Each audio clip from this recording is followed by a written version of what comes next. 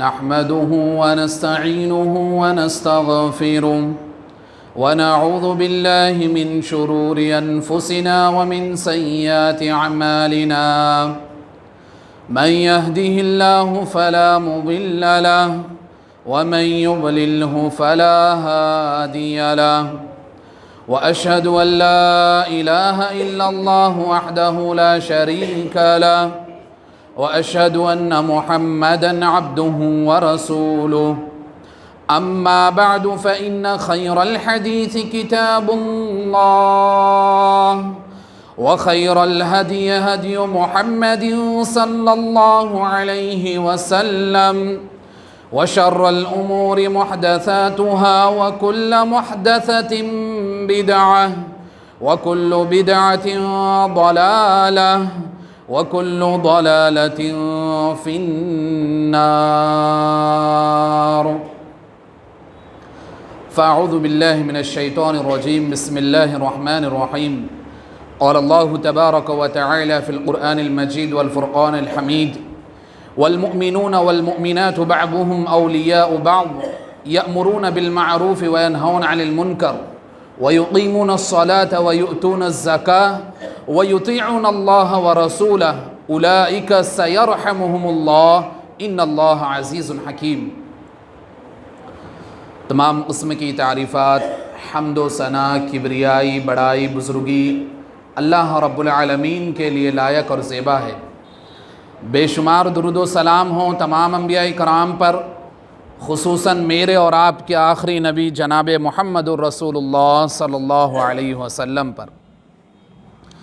محترم بزرگوں، دوستو، حاضرین جمعہ، آج کے اس خطبہ جمعہ میں جس موضوع کو لے کر میں آپ کے سامنے حاضر ہوا ہوں وہ میرا موضوع ہے اصلاح معاشرہ، سماج کا معاشرے کی اصلاح۔ حاضرین جمعہ، دین اسلام ایک تہذیب اور تمدن والا دین ہے۔ آپ دیکھیے دنیا میں بڑی بڑی قومیں جو ترقی کے عروج پر چڑھتی ہے، ترقیاں پاتی ہیں، جو قومیں اپنے آپ کو اپڈیٹ رکھتے ہوئے دنیا کے ساتھ ترقی کا مقابلہ کرتی ہے، ان میں ایک چیز کامن پائیں گے آپ، ایک چیز عام ہوں گی، کیا؟ تہذیب و تمدن، ثقافت۔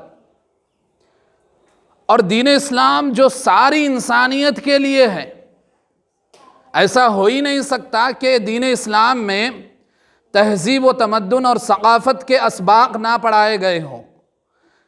اسلام میں تہذیب و تمدن کی تعلیمات سے لوگوں کو آگاہ نہ کیا گیا ہو، ایسا ہو ہی نہیں سکتا۔ بلکہ اسلام تو ایک شفاف دین ہے، جہاں اس نے عبادت کے معاملے میں معبود حقیقی کو ماننے کا جو علمی روشنی میں خاکہ پیش کیا ہے وہ اور مذاہب میں نہیں ملتا۔ بالکل اسی طرح دین اسلام نے جو تمدن اور ثقافت تہذیب کا جو خاکہ پیش کیا ہے وہ آپ اور مذاہب میں ہرگز نہیں پائیں گے۔ یہ خاصیت ہے دین اسلام کی۔ اور میرے بھائیو، جو معاشرہ اسلامی معاشرہ ہوتا ہے، مسلم معاشرہ میں نہیں کہوں گا، کیونکہ مسلم معاشرہ ہم جانتے ہیں تہذیب و تمدن اور اخلاقیات سے پورا خالی ہے، اس لیے میں اسلامی معاشرہ لفظ استعمال کر رہا ہوں، ورنہ مسلم معاشرے تو بہت مل جائیں گے آپ کو۔ اسی لیے میں اسلامی معاشرہ جو ہوتا ہے وہاں آپ کو اخلاقیات ملیں گی، وہاں آپ کو بڑوں پر شفقت چھوٹوں پر شفقت کرنے کا طریقہ ملے گا، وہاں آپ کو بڑوں کی عزت کرنے کا طریقہ ملے گا، وہاں آپ کو زبان کا صحیح استعمال کرنے کا طریقہ ملے گا۔ اسلامی معاشرہ ایک ایسا معاشرہ ہے جہاں انسانیت کا حقیقی معنوں میں چین و سکون اس کو ملتا ہے۔ جو انسانیت تڑپتی ہے چین و سکون کو، انسانیت تڑپتی ہے راحت کو، انسانیت تڑپتی ہے اطمینان بخشی کو، وہ ساری چیزیں آپ ایک اسلامی معاشرے میں پائیں گے، بشرط یہ ہے کہ ایک مسلم معاشرہ بحیثیت اسلامی معاشرہ ہو۔ صرف مسلم معاشرہ ہونا کافی نہیں ہے۔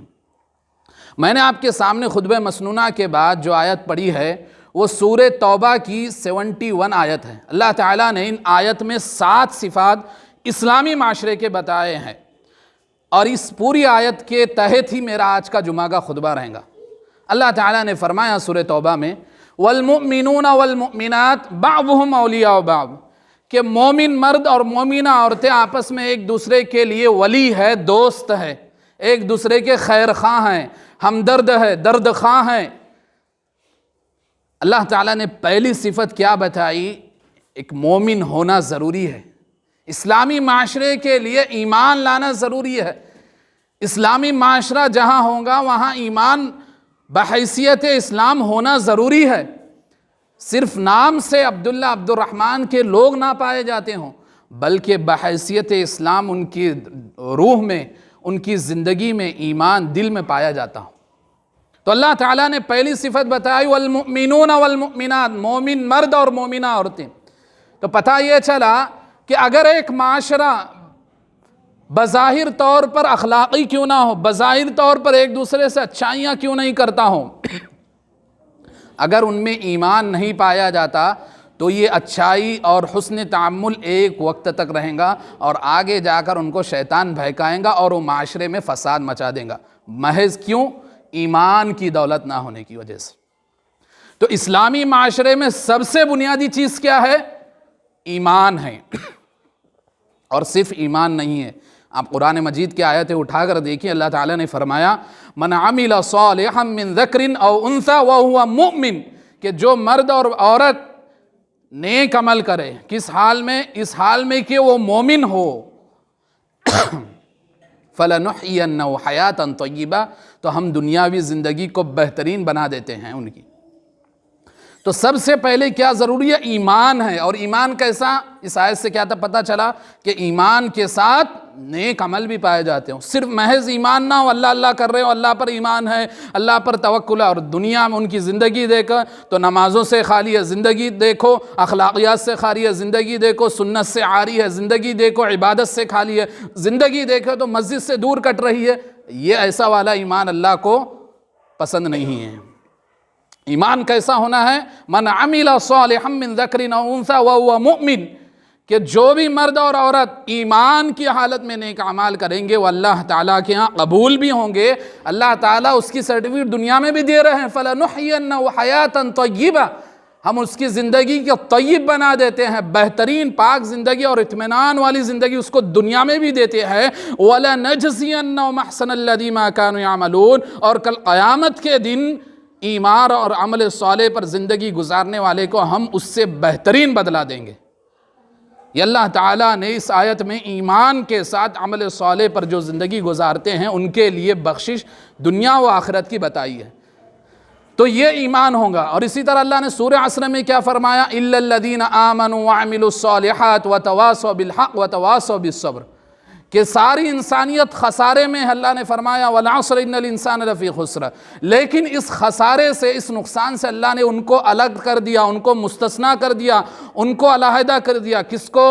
جو لوگ ایمان لائے، عمل صالح کی۔ یہاں بھی اللہ نے دیکھیے آپ نیک اعمال کی شرط لگائی۔ تو ایمان کیسا ہونا ہے؟ نیک اعمال کی بنیاد پر۔ ایک بندہ کتنا بھی اللہ اللہ کیوں نہ کرتا ہو، ایک بندہ کتنا بھی ایمان اخلاقیات اسلام کیوں نہ کرتا ہو، اگر عملی زندگی سے عاری ہے، عملی زندگی سے خالی ہے، عملی زندگی میں وہ زیرو ہے، تو اس کا ایمان اللہ اللہ کرنا کوئی فائدہ نہیں۔ کیوں؟ قرآن کی آیتیں آپ دیکھیے، کہاں جہاں بھی اللہ نے ایمان کا ذکر کیا ہے وہاں عمل صالح کا ذکر کیا ہے۔ تو ایمان ہونا ہے تو عمل صالح کے ساتھ۔ اللہ نے دوسری صفت مسلم اسلامی معاشرے کی کیا بتائی؟ بعضهم اولیاء بعض، کہ یہ مومن لوگ آپس میں ایک دوسرے کے دوست ہوتے ہیں۔ اب جیسے ایمان عمل صالح کے ساتھ ہوگا، ایمان نیک اعمال کے ساتھ ہوگا، تو اللہ تعالیٰ ان کے دلوں میں ایک دوسرے سے محبت بھی پیدا کریں گے، ایک دوسرے کے لیے ہمدردی بھی پیدا کریں گے، ایک دوسرے کے لیے حسن تعامل بھی ان کے اندر پیدا ہوگا۔ اسی لیے اللہ نے فرمایا دوسری صفت فوراً اللہ نے کیا فرمائی؟ بعضهم اولیاء بعض، کہ وہ آپس میں ایک دوسرے کے دوست ہے، ولی ہے۔ آپ یہاں اس صفت پر ٹھہر کر میں ایک نقطہ آپ کو بتانا چاہوں گا۔ عربی میں دوست کے لیے کئی الفاظ ہیں، صدیق بھی ہے اور بطانہ بھی ہے، ایسے کئی الفاظ آپ کو عربی میں ملیں گے، لیکن اللہ تعالیٰ نے اس آیت میں ولی استعمال کیا، اور اللہ تعالیٰ اپنے محبوب بندوں کے لیے بھی کیا استعمال کرتا ہے؟ ولی اللہ۔ ہم کہتے ہیں نا ولی اللہ اولیاء اللہ، تو اس کا مطلب کیا ہوتا ہے؟ اللہ کے دوست، اللہ کے محبوب۔ تو اللہ تعالیٰ نے یہاں مومنوں کے لیے آپس میں ولی لفظ استعمال کیا، کیوں؟ اس کی تشریح آپ حدیث کی روشنی میں دیکھیے کہ مومن کون ہے حقیقی معنوں میں۔ نبی کریم صلی اللہ علیہ وسلم نے فرمایا مثل المؤمنین فی توادہم وتراحمہم وتعاطفہم کمثل الجسد الواحد، کہ مومن لوگ آپس میں ایک دوسرے سے محبت کرنے میں، ایک دوسرے پر رحم کرنے میں، ایک دوسرے سے محبت اور عدت میں کیسے ہیں؟ ایک جسم کے مانند ہے۔ نبی کریم صلی اللہ علیہ وسلم نے ایک جسم کی مثال دی، کیسے؟ جسم کے ایک حصے میں اگر تکلیف ہوتی ہے تو اس تکلیف کی وجہ سے پورا جسم بے چین رہتا ہے۔ اگر بندے کا سر درد دے رہا ہے تو وہ چاہے ہاتھ پیر سے کتنا کھٹا کیوں نہ ہو، وہ اپنے آپ کو ریلیکس محسوس ہی نہیں کرتا، کیوں؟ صرف سر درد کی وجہ سے۔ حالانکہ اس کے ہاتھ اچھے کھٹے ہیں، پیر اچھے کھٹے ہیں، اس کا جسم اچھا کھٹا ہے، لیکن صرف سر درد ہو رہا ہے تو وہ بے چین ہوتا ہے، سکون نہیں ملتا، وہ بے اطمینان ہو جاتا ہے۔ تو اللہ کے نبی نے فرمایا کہ مومن اصل میں وہ ہے کہ جو اپنے بھائی کے ساتھ محبت کرنے میں، رحم کرنے میں، ایک دوسرے پر محبت اور عدت میں کیسے ہیں؟ ایک جسم کے مانند ہے کہ اگر ایک مومن بندے کو تکلیف پہنچتی ہے، مصیبت پہنچتی ہے تو اس کی مصیبت اور تکلیف کی کراہٹ اور آہٹ ایک دوسرا مومن محسوس کرے تو وہ حقیقی معنوں میں ایمان والا ہے۔ اسی لیے اللہ نے اس آیت میں کون سا لفظ استعمال کیا؟ بعضهم اولیاء بعض، ولی کا لفظ استعمال اسی لیے کیا کہ مومن آپس میں ایک دوسرے کے ولی ہے، دوست ہے، ہمدرد ہے، غمخوار ہے۔ تو اسلامی معاشرے کی دوسری صفت یہ ہوتی ہے کہ جہاں وہ ایمان اور عمل صالح کے ساتھ زندگی گزارتے ہیں وہیں آپس میں ایک دوسرے کے لیے دوست کی طرح ہوتے ہیں، ہمدرد ہوتے ہیں، غمخوار ہوتے ہیں، اپنے دلوں کو ایک دوسرے سے پاک، اپنے دلوں کو ایک دوسرے کے لیے پاک کرتے ہیں۔ کس چیز سے؟ دلوں کی بڑی بڑی بیماریاں ہیں، چغل خوری ہے، غیبت ہے، حسد ہے، جلن ہے، ہاں کسی کی ترقی کو دیکھ کر جلنا ہے، یہ ساری بیماریوں سے ایک مومن کا دل پاک ہوتا ہے۔ کون؟ جو ایمان اور عمل صالح کے ساتھ اپنے مومن بھائیوں کے ساتھ ولی اور دوست بن کر رہتا ہے۔ یہ دوسری صفت۔ تیسری صفت اللہ تعالیٰ نے اس آیت میں کیا فرمائی؟ بعضهم اولیاء بعض یأمرون بالمعروف، وہ آپس میں ایک دوسرے کو بھلائی کا حکم دیتے ہیں۔ بھلائی کا حکم کیسے دیتے ہیں؟ اللہ تعالیٰ نے دیکھیے پہلی صفت بتائی ایمان اور عمل صالح، دوسری صفت بتائی دوست ہے، غمخوار ہے، ہمدرد ہے، تیسری صفت بتا رہے ہیں اللہ تعالیٰ کہ آپس میں ایک دوسرے کو بھلائی کا حکم دیتے ہیں۔ اب دیکھو انسان ہے، انسان کتنا بھی ایمان والا کیوں نہ ہو، بشریت کا تقاضا ہے غلطی ہو جاتی، لیکن جب مومن معاشرہ ہوگا، اسلامی معاشرہ ہوگا تو دوسرے اس کے بھائی مومن اس کو بتائیں گا نہیں یہ کام مت کرو، یہ بھلائی کا کام نہیں، بھلائی کا کام تو یہ ہے، یہ خیر کے کام ہے، ان کو انجام دو، یہ نیکی کے امور ہے، ان پر اپنی زندگی گزارو، یہ معروف کام ہے، ان کو بجا لاؤ۔ یأمرون بالمعروف، آپس میں ایک دوسرے کو بھلائی کا حکم دیتے ہیں۔ وینہون عن المنکر، اور ایک دوسرے کو برائی سے روکتے بھی ہیں، یعنی خود برائی سے رکتے بھی ہیں اور دوسروں کو برائی سے رکاتے بھی ہیں۔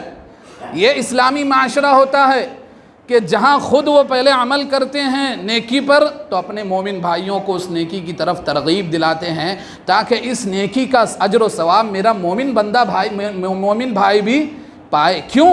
اللہ نے صفت بتائی نا، بعضهم اولیاء بعض، آپس میں ایک دوسرے کے دوست ہے۔ اب دوست کا اچھا ہی سوچیں گا۔ ایک دوست نیک عمل کر رہا ہے، کیا وہ یہ سوچے گا اگر حقیقی معنوں میں اس کو دوست مانتا ہے کہ میں اس عمل کو کر کے اجر و ثواب پالوں اور اپنا دوست نہ پانا؟ ایسا ہرگز ایک دوست نہیں سوچ سکتا۔ تو بعضهم اولیاء بعض، اللہ نے پہلے ہی صفت بتا دی ایمان اور عمل صالح کے بعد کہ ایک دوسرے کے آپس میں دوست ہے۔ تو دوستانہ تعلقات میں، دوستی میں ہم کیسے ایک دوسرے کو سمجھاتے ہیں، ویسے ہمدردی اور غمخواری اور ایک دوسرے کو نقصان کو دیکھتے ہوئے، کون سا نقصان؟ تجارت والا نہیں، مال والا نقصان نہیں، آخرت میں جو نقصان ہونے والا ہے اس نقصان کی فکر کرتے ہوئے ایک دوسرے کو بھلائی کا حکم دیتے ہیں اور برائی سے روکتے ہیں۔ اور اللہ نے آگے پانچویں صفت بتائی وَيُطِيعُونَ اللَّهَ وَيُقِيمُونَ الصَّلَاةَ، اور وہ آپس میں ایک دوسرے کے ساتھ 5 وقتہ نماز ادا کرتے ہیں۔ وَيُقِيمُونَ الصَّلَاةَ، نماز کی پابندی کرتے ہیں، نماز کو قائم کرتے ہیں۔ اب یہاں جو مسئلہ آتا ہے یہ صفت پر ہم دیکھیں تو کوئی مسلم معاشرہ، اسلامی معاشرہ ایسا ہو ہی نہیں سکتا کہ وہ نماز سے عاری ہو، نماز سے خالی پایا جائے، ایسا ہو ہی نہیں سکتا۔ لیکن میری اور آپ کی جو صفت میں جو گڑبڑ پیدا ہوتی ہے ان صفات میں یہی وَيُقِيمُونَ الصَّلَاةَ، ہم نمازوں کو ادا نہیں کرتے۔ تو ہم جب اگر کوئی نمازی بھی ہے تو وہ اپنا اپنا دیکھتا ہے کہ میں نماز پڑھ رہا ہوں 5 وقتہ، میرا پڑوسی پڑھے یا نہ پڑھے مجھے کیا کرنا ہے۔ نہیں، اس سے اسلامی معاشرہ نہیں بنے گا ہمارا۔ مسلم معاشرہ تو رہے گا لیکن اسلامی معاشرہ نہیں بن سکتا، یاد رکھیے۔ وَيُقِيمُونَ الصَّلَاةَ، نماز کو قائم کرتے ہیں۔ اور میرے بھائیوں، جس طرح ایک نمازی بندہ اس کو پتا ہے کہ وہ 5 وقتہ نماز کیوں ادا کر رہا ہے، تو اسے چاہیے کہ وہی احساس، وہی سوچ اپنے دل میں رکھتے ہوئے اپنے بھائی پڑوسی اور مومن بھائی کو نماز کی تلقین کریں گا تو یقیناً اس کی تلقین پر، اس کی نصیحت پر عمل کرتے وہ دوستی کی محبت میں نماز کے لیے آئیں گا۔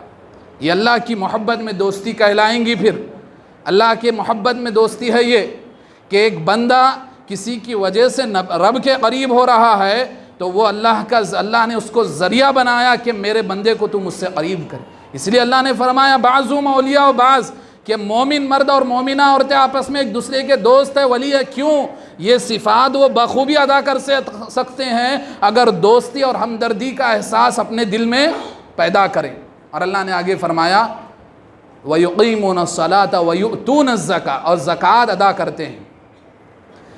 معاشرے میں جو غریب ہے، جو امیر طبقہ ہے، وہ اپنے پیسوں میں سے ان غریب طبقوں کا حق ادا کرتے ہیں تاکہ وہ اسلام پر قائم رہے، فقر و فاقہ اور محتاجگی کی وجہ سے دین کو نہ چھوڑے، فقر و فاقہ اور محتاجگی کی وجہ سے دین سے دور نہ ہو، فقر و فاقہ اور محتاجگی کی وجہ سے اسلام کو نہ چھوڑ بیٹھے۔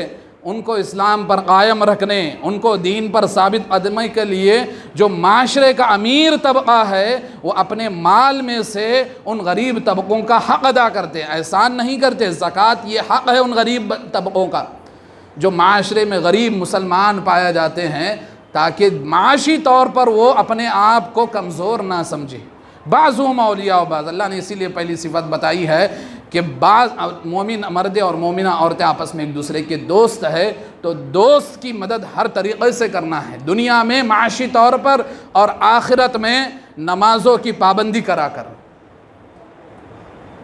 ان 6 صفات کے بعد اللہ نے کیا فرمایا پتہ ہے؟ وَيُطِيعُونَ اللَّهَ وَرَسُولَهُ، اور اسلامی معاشرے میں جو لوگ پائے جاتے ہیں وہ صرف اللہ اور اس کے رسول کی اطاعت کرتے ہیں۔ اللہ 5-6 صفات بتانے کے بعد اللہ تعالیٰ نے اپنی اور رسول کی اطاعت کا یہ پیغام کیوں دیا پتہ ہے؟ کیوں؟ کیونکہ اسلامی معاشرے کی یہ خاصیت ہوتی ہے کہ وہ شرک سے پاک ہوتا ہے، بدعات سے پاک ہوتا ہے، حرام خوری سے پاک ہوتا ہے۔ اور آپ جہاں بھی مسلم معاشرہ دیکھیے آج کے دور میں پایا جاتا ہے، وہاں شرک بھی عروج پر ہے، بدعات بھی بڑی زور و شور سے بنائی جاتی ہے، اور حرام خوری کا تو بولیے مت، میرے سے زیادہ بچے جانتے ہیں۔ حرام خوری تو بہت عام ہے، سود کا لین دین، ہاں، قرض دینا سود پر، قرض لینا سود کے طور پر، اور بہت سارے چیزیں، لون لینا۔ کیوں؟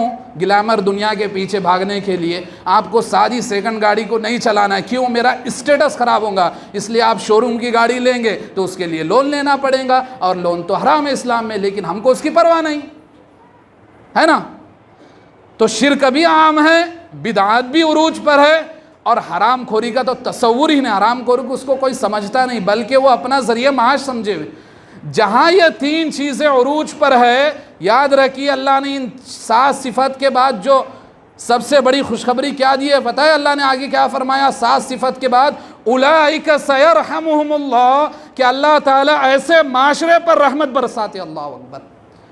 اولئک سیرحمہم اللہ، کہ جو ان 7 صفات کے ساتھ اپنے آپ کو متصف کر دے، جو ان 7 صفات کے ساتھ اسلامی معاشرہ پیدا کر دے، اللہ کی رحمت تو اس کو ملے گی، اللہ کی رحمت تو وہ پائیں گا۔ اب جہاں بھی دیکھیا مسلمانوں پر اگر ظلم ہو رہا ہے، ہاں، ان کو ستایا جا رہا ہے، عزتوں سے کھلواڑ کیا جا رہا ہے، میں معذرت کے ساتھ کہوں گا، ان کا ظلم اور ستانا الگ ایک طرف، لیکن ان کی آپ اسلامی زندگی دیکھیے، بے نمازی پائے جائیں گے، سنت سے عاری پائے جائیں گے، شرک میں مبتلا پائے جائیں گے، یا تو بدعت میں خرافات میں پائے جائیں گے، یا پھر حرام خوری میں پائے جائیں گے۔ پھر اللہ کی رحمت تم پر کیوں آئیں گی؟ اللہ کی رحمت تو ان لوگوں پر آئیں گی جن کا اللہ تعالیٰ نے سورہ توبہ کی اس آیت میں تذکرہ کیا ہے۔ اولئک سیرحمہم اللہ، اللہ تعالیٰ ایسے لوگوں پر رحمت کرتے ہیں۔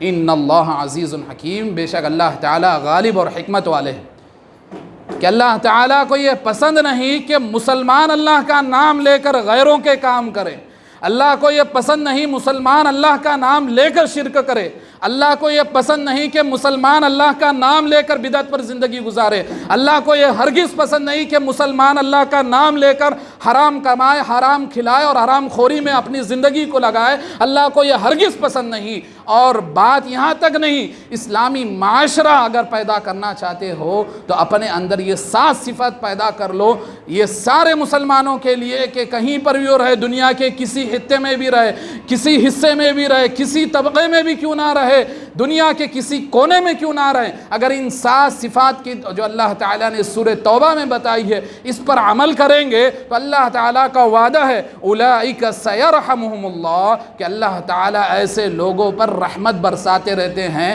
پتہ کیا چلا کہ یہ لوگ اگر پریشانی میں بھی ہوں گے تو اللہ کی رحمت تلے ہوں گے، مصیبت میں بھی ہوں گے تو اللہ کی رحمت تلے ہوں گے، کوئی بیماری میں بھی ہوں گے تو اللہ کی رحمت تلے ہوں گے۔ کیوں؟ انسان مصیبت اور پریشانی میں ہار جاتا ہے، انسان ہار جاتا ہے، اگر اللہ کی رحمت میں نہیں رہیں گا نا، کیا ہوتا ہے، انسان جب مقروض ہوتا ہے تو پھر اس کو حرام خوری کے راستے نظر آتے ہیں۔ انسان جب ایمانی طور پر کمزور ہو جاتا ہے تو درگاہ ورگاہ کے چکر کاٹ کے شرک میں اپنے آپ کو مبتلا کرتا ہے۔ انسان کو جب عمل کے لیے توفیق نہیں ہوتی ہے، علم نہیں ہوتا ہے، مسئلے نہیں پوچھتا علماء سے، تو بدعت میں پڑھ کر اپنی زندگی کو خراب کرتا ہے۔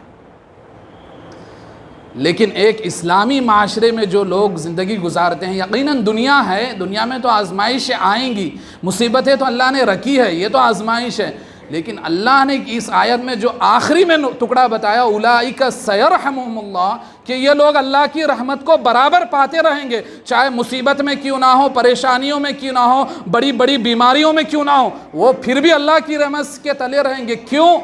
انہوں بیماریوں میں بھی اللہ کو یاد کریں گے، مصیبت میں بھی اللہ سے رجوع کریں گے، پریشانی میں بھی اللہ سے لو لگائیں گے، اور کتنی ہی تکلیف اور کٹھنائیوں سے ان کو سامنا کرنا پڑے، وہ اللہ سے اپنا رشتہ کبھی نہیں توڑیں گے۔ یہ اسلامی معاشرے کی خصوصیت ہوتی ہے۔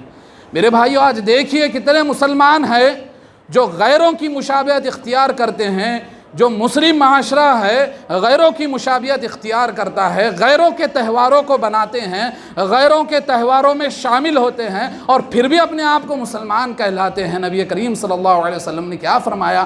من تشبہ بقوم فہو منہم، کہ جو بھی بندہ، یعنی اسلام میں رہتے ہوئے مسلمان، جو بھی بندہ اسلام کا دعویٰ کرتے ہوئے اپنے آپ کو مسلمان کہتے ہوئے من تشبہ بقوم، کسی قوم کی مشابہت اختیار کرتا ہے اسلام کے علاوہ، چاہے وہ ہندو ہو، مسلم، سکھ ہو، عیسائی ہو، کرسچن ہو، کوئی بھی قوم ہو، من تشبہ بقوم فہو منہم، جو ایسی مشرک اور کافروں والی قوم کی مشابہت اختیار کرتا ہے تو وہ بندہ فہو منہم، تو وہ انہی میں سے ہے، اسلام سے اس کا کوئی تعلق نہیں ہے، چاہے نام عبداللہ عبد الرحمن کیوں نہ رکھ لیا۔ میرے بھائیوں، کتنے ایسے معاشرے ہیں جہاں ابھی دیوالی کی بات تھی، ایسے مسلم معاشرے میں نے اپنے آنکھوں سے دیکھے ہیں کہ وہاں کے نوجوان بچے بچیاں پٹاخے اڑا رہے ہیں۔ اور اتنی دور کی کیوں بات ہے، یہاں میں مغرب میں مکتب پڑھاتا ہوں، ابھی سنیچر کی بات ہے، یہاں کچھ لڑکے لڑکیاں پٹاخے اڑا رہے تھے، یہاں موتی محل کے بعد۔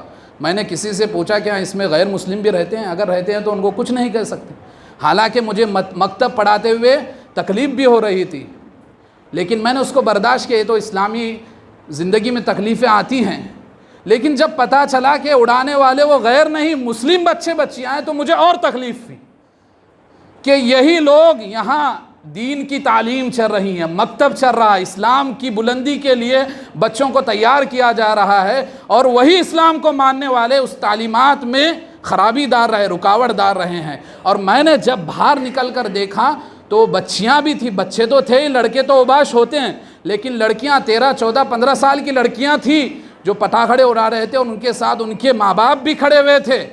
میں نے کہا جب ایسی تربیت پائیں گی تو یہی بچیاں بڑی ہو کر غیروں کے ساتھ بھاگ کر جائیں، مرتد کا شکار ہوں گی۔ کیوں؟ تربیت ہی صحیح نہیں ہے نا۔ اور پھر ہم اپنے آپ کو مسلم کہیں؟ من تشبہ بقوم فہو منہم، حدیث کہتی ہے کہ جو جس قوم کی مشابہت اختیار کرتا ہے وہ انہی میں سے ہوتا ہے۔ تو میرے بھائیوں، اسلامی معاشرہ اگر پیدا کرنا چاہتے ہو تو اللہ تعالیٰ نے یہ سورہ توبہ کی آیت نمبر 71 اٹھا کر اپنے گھروں میں جا کر اس کی تفسیر کے ساتھ پڑھیے، اور اپنے آپ کو، اپنے گھر کو کم سے کم ان 7 صفات کے ساتھ متصف کر دے، تو اپنی آپ کی دنیا اور آخرت بن جائیں گی۔ اللہ تعالیٰ سے دعا ہے کہ جو کچھ باتیں کی گئی اسے مجھے سب سے پہلے اور ہم سب کو اس پر عمل کرنے کی توفیق عطا فرمائے۔ اللہ تعالیٰ ہمارے صغیرہ گناہوں کبیرہ گناہوں کو معاف فرمائے۔ اللہ ہمارے مرحومین کی مغفرت فرمائے۔ اللہ ہمارے مرحومین پر رحم کرم فرمائے۔ جب تک ہمیں زندہ رکھے، دین اسلام پر زندہ رکھے، اور جب ہمارا خاتمہ ہو تو خاتمہ بالخیر فرمائے۔ آمین۔ وآخر دعوانا الحمد للہ رب العالمین۔